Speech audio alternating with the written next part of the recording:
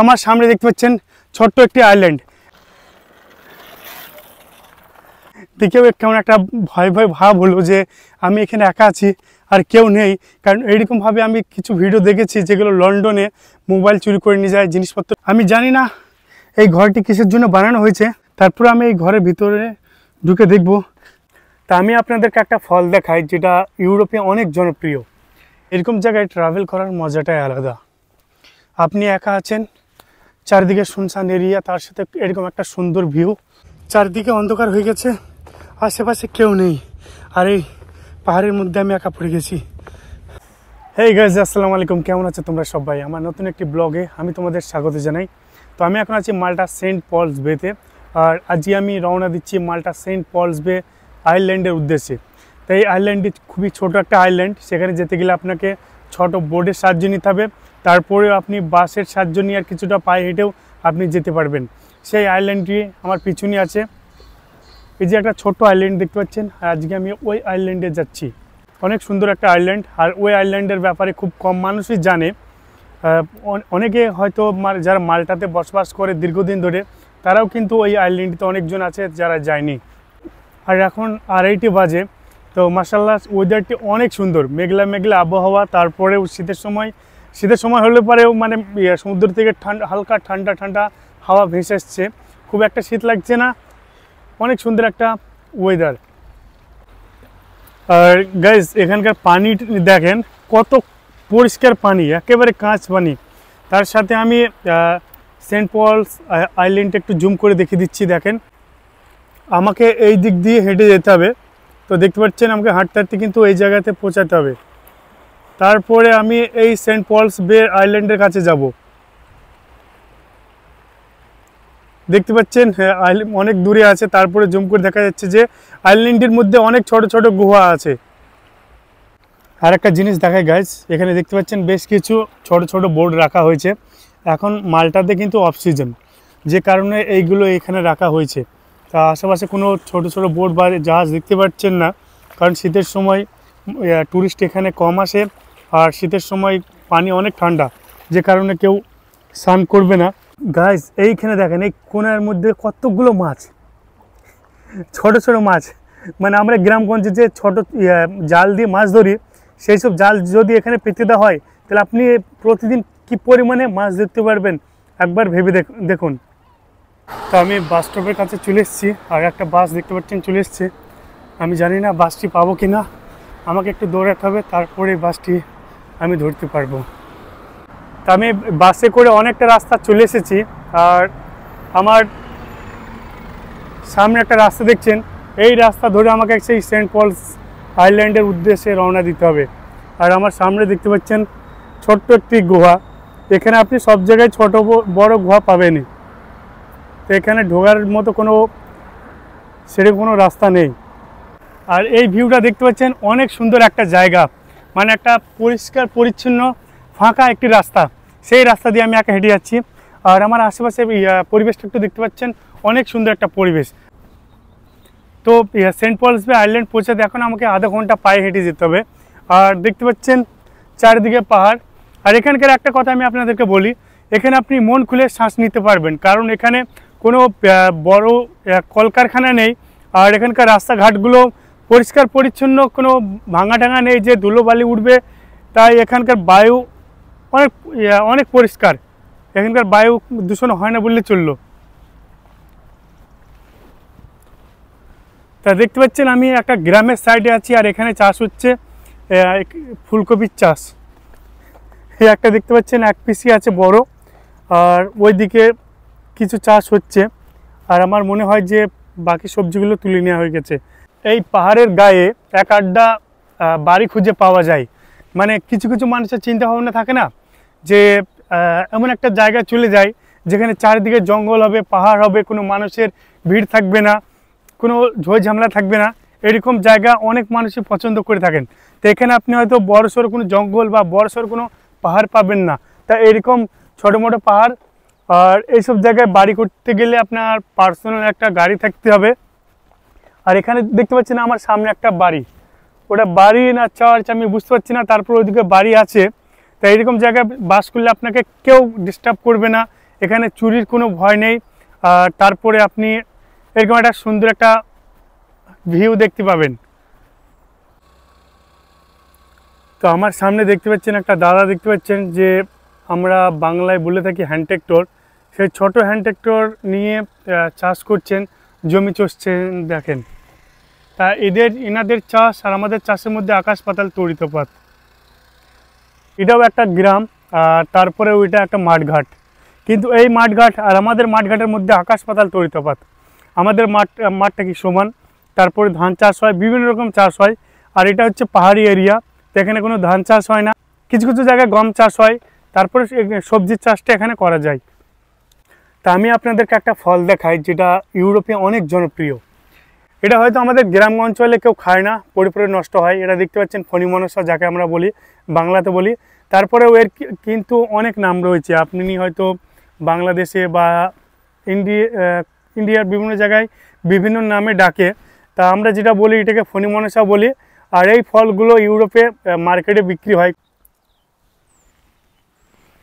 আমার পিছনে একটা বেদানা গাছ দেখতে পাচ্ছেন।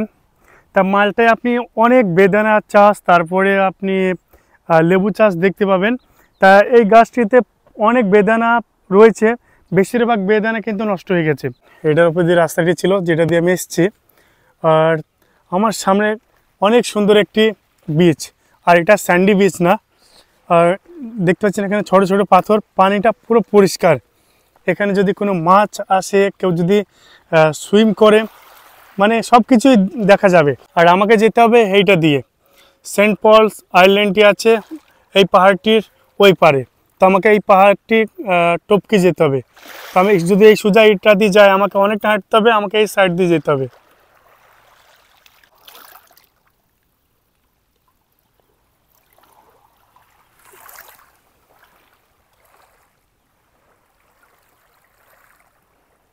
এখানকার দৃশ্য দেখে মানে আমার মনে হচ্ছে যে এই পানির মধ্যে লাফ দিতে ইচ্ছে করছে, কারণ পানিটা এত পরিষ্কার আর সুন্দর ঢেউ ভেসে এসছে। আর এখানে কিন্তু খুব একটা গভীর না, মানে সুইম করার জন্য অনেক সুন্দর একটা জায়গা। পিছনে দেখতে পাচ্ছেন ওটা হচ্ছে সেন্ট পলস বে, বুজিব্বা। আর এখানে তিনটে বড় বড় মাছ দেখলাম, আর একটা অনেক বড় চিংড়ি মাছ, যেটাকে গলদা চিংড়ি বলে। ওরা মনের সুখে ঘোরাঘুরি করছে, খেলা করছে, আর সেই মাছগুলো দেখে আমার লোভ লাগছে। তো আমার সামনে দেখতে পাচ্ছেন একটা বোর্ড, তাকে উপরে উঠিয়ে রাখা হয়েছে। আর এই দিকে বেশ কিছু বোর্ড এখনও আপনারা পানির মধ্যে দেখতে পাচ্ছেন। কিছুদিন পরে হয়তো সব বোর্ডগুলো তুলে এটার মতো উপরের দিকে রেখে দেবে, কারণ এখানে শীতের সময় প্রচণ্ড ঝড় বৃষ্টি হয়। ঝড় বলতে কি সবসময় অনেক জোরে জোরে বাতাস বয়, তার জন্য এই বোর্ডগুলি ক্ষতি হতে পারে, সেই কারণে ওরা তুলে রেখে দেবে। আর পানিতে রাখার কোনো দরকার নেই, কারণ এই শীত ভোর ওদের কোনো কাজে আসবে না, কোনো ট্যুরিস্ট আসবে না ওই বোটগুলোতে চড়ার জন্য। তা আমি অনেকটা কাছাকাছি চলে এসেছি, তারপরেও আমাকে বেশ কিছুটা রাস্তা হেঁটে যেতে হবে। এখন আমাকে এই রাস্তা থেকে পাহাড়ের দিকে যেতে হবে, কারণ এই রাস্তাটা কিছু দূর গিয়ে শেষ হয়ে যাবে। এরকম জায়গায় ট্রাভেল করার মজাটাই আলাদা। আপনি একা আছেন, চারিদিকে শুনশান এরিয়া, তার সাথে এরকম একটা সুন্দর ভিউ। আর সকাল থেকে এখনও পর্যন্ত কিছু খাইনি, সারা রাত ডিউটি করে বাড়ি গেছিলাম, মাত্র 3 ঘন্টা ঘুমিয়ে চলে এসেছি এখানে। যতটা রাস্তা এসেছি তো অতটা রাস্তায় আমাকে আবার ঘুরে যেতে হবে। এখনও পর্যন্ত আমি সেই সেন্ট পলসবের কাছে পৌঁছাইনি। তা খুবই সুন্দর একটা দৃশ্য। এইসব জায়গায় যত ঘুরবেন ততই মনে হবে যে আপনার জন্য কম কিছু। সবাইকে একটা কথা বলতে চাই যে যদি আপনারা পারেন কখনো না কখনো পাহাড়ের দিকে যাওয়ার চেষ্টা করবেন ঘুরতে, অনেক সুন্দর ভিউ দেখবেন, মানে আপনার মনটা জুড়িয়ে আসবে। তো কত সুন্দর ভিউটা দেখেন, মানে যত হেঁটে যাচ্ছি তত আরও সামনের দিকে যেতে ইচ্ছে করছে। আর একটা কথা আমি এখানে বলি, আমি মালটাতে 3 বছর আছি, আমি অনেক জায়গায় ঘুরেছি, কিন্তু আজ পর্যন্ত এরকম জায়গাতে একটা সাপের দেখাও পাইনি। আর আমি দেখতেও চাই না, আল্লাহ করে যেন কোনো সময় দেখাও না হয়।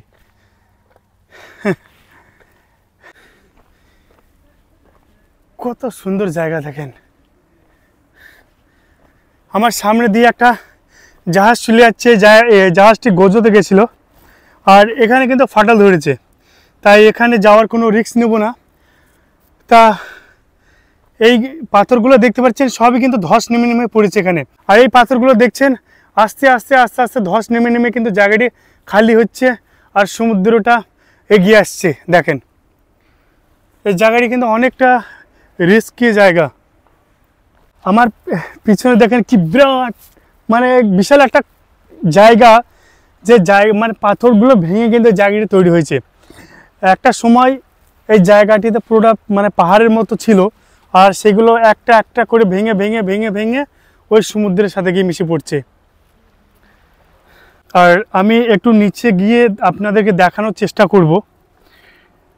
আমার নিচটা একটু দেখেন,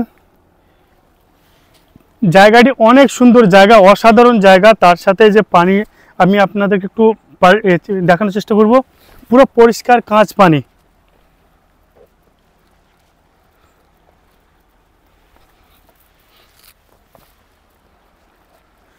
এই যে মোটা মোটা পাথরগুলো দেখছেন, এইগুলো একটা সময় এর সাথে সব যোগে লাগানো ছিল, সেগুলো ভেঙে ভেঙে পড়েছে।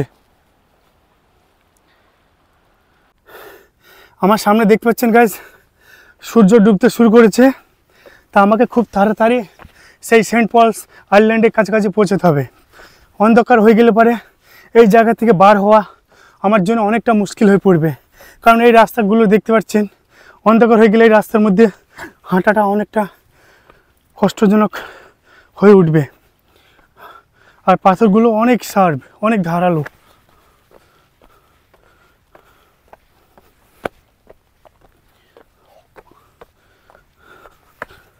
যদিও এটা শীতকাল, তারপরে এখন আমি কোনো ঠান্ডা অনুভব করছি না, কারণ এই পাহাড়ে উঁচু নিচু রাস্তা দিয়ে হাঁটতে হাঁটতে আমার ভিতরটা পুরো ঘেমে গেছে আর গলা শুকিয়ে এসছে। এবার আমি কোনো পানির বোতল নিয়ে আসিনি। আমি এই রাস্তা দিয়ে হেঁটে যাচ্ছিলাম, যেতে যেতে রাস্তার মধ্যে এরকম একটা ঘরের দেখা পাই। আমি জানি না এই ঘরটি কিসের জন্য বানানো হয়েছে, তারপরে আমি এই ঘরের ভিতরে ঢুকে দেখব যে এটা ভিতরে কি আছে।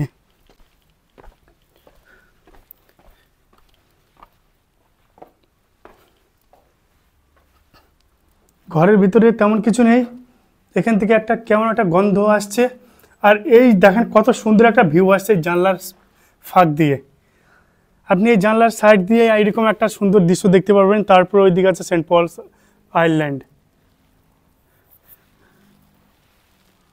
এই ঘরটি কিসের জন্য বানানো হয়েছিল সেটা আমি জানি না, হয় কোনো আইডিয়া নেই। অমায়িক একটা দৃশ্য। তো এখানে দেখতে পাচ্ছেন দুইজন বাইক চালিয়ে আসছে এরকম রাস্তায়। কোন সময় ভাবতে পারিনি যে এরকম রাস্তায় বাইক দেখতে পাবো। আর এনার কাছে কি সাইকেল আছে আমি জানি না। তো এদিকে চলে গেল, দেখলেন দেখেও কেমন একটা ভয় ভয় ভাব হলো যে আমি এখানে একা আছি আর কেউ নেই। কারণ এইরকমভাবে আমি কিছু ভিডিও দেখেছি যেগুলো লন্ডনে মোবাইল চুরি করে নিয়ে যায়, জিনিসপত্র চুরি করে নিয়ে যায়। এরকম রাস্তা দিয়ে বাইক চালিয়ে গেল, ভাবতে পারছি না। রাস্তাটা দেখেন উঁচু নিচু রাস্তা, মোটা মোটা পাথর, আর এর উপর দিয়ে বাইক চালিয়ে চলে গেল। তো গাইস আমি এখন আছি সেন্ট পলস আইল্যান্ড। এই জায়গাটিকে বলে সেন্ট পলস আইল্যান্ড। তো আমার সামনে দেখতে পাচ্ছেন ছোট্ট একটি আইল্যান্ড। এই আইল্যান্ডে আসতে গেলে আপনাকে বোটে করে আসতে হবে, বা এখান থেকে সাঁতরে আপনাকে ওই আইল্যান্ডে যেতে হবে। এছাড়া কোনো রাস্তা নেই ওই আইল্যান্ডে যাওয়ার। আমি এতটা রাস্তা বাসে আর হেঁটে চলে এসেছি, কিন্তু এখান থেকে ওই রাস্তাটি আর আমি যেতে পারবো না, কারণ এখানে যাওয়ার কোনো রাস্তা নেই। আর সাঁতার জানি, তারপরেও এরকম আর সমুদ্রে ভয় লাগবে যে একা সাঁতরিয়ে ওই আইল্যান্ডে যাওয়ার অনেক ইচ্ছা। অনেক সুন্দর একটা জায়গা দেখতে পাচ্ছেন। আর এই আইল্যান্ডের ভিতরে ছোট ছোট অনেক গুহা আছে, খুবই সুন্দর একটা জায়গা। আমার সামনে দেখতে পাচ্ছেন অসাধারণ জায়গা, কিন্তু সন্ধ্যা হয়ে আসছে, আমি জানি না আর ঘুরতে পারবো কিনা। আর এখানে পাথর কেটে কেটে কেমনভাবে বানিয়ে রেখেছে দেখেন। গরমের সময় মানুষজন বিভিন্ন দেশ থেকে এসে তারা শাটপাট হয়ে এই পাথরের উপর শুয়ে থাকে আর এই সমুদ্রে স্নান করে। তা আমি একটু নিয়ে গিয়ে আপনাদেরকে একটু ঘুরে দেখাই। কি সুন্দর দৃশ্য দেখেন।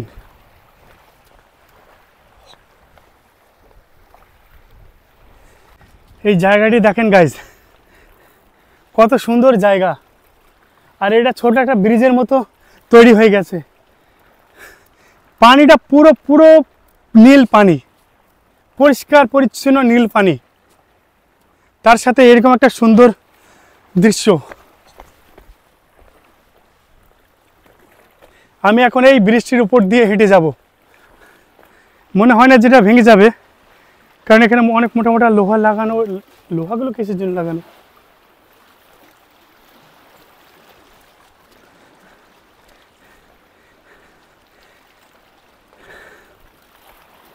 তো গাইস, সন্ধ্যা হয়ে এসছে, এবার ঘরে ফেরার পালা।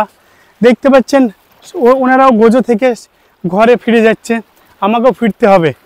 তা এখনও পর্যন্ত যদি চ্যানেলটি সাবস্ক্রাইব না করে থাকেন, অবশ্যই চ্যানেলটি সাবস্ক্রাইব করবেন আর বেল আইকনটি দাবিয়ে দেবেন। আর অনেক অনেক পরিমাণে কমেন্ট, লাইক, কমেন্ট, শেয়ার যা করার করে দেবেন। তা গাইস, দেখতে পাচ্ছেন গোজো আইল্যান্ড থেকে সব ট্যুরিস্টরা ফিরে যাচ্ছে। তারপরে বেশ কিছু লোকজন আছে। গরমের সময় আপনারা দেখতে পাবেন এরকম অনেক ছোট ছোট ফেরি, কিন্তু এই শীতের সময় খুব কম দেখতে পাবেন। চারিদিক অন্ধকার হয়ে গেছে, আর এই পাহাড়ের মধ্যে আমি একা পড়ে গেছি। আর এখান থেকে যেতে আমার অনেকটা সময় লাগবে, পায়ে হেঁটে যেতে হবে। চারদিকে দেখতে পাচ্ছেন কেউ নেই, এরকম একটা নির্জন জায়গায় আমি একা আছি। রাত হয়ে যাবে আমি ভাবতে পারিনি। আমি অনেকটা ঘোরাঘুরি বেশি করে ফেলেছি। সবাই যে যার মতো ঘরে চলে গেছে, আর এখন আমাকে 2 কিলোমিটার মতো পায়ে হেঁটে যেতে হবে একা।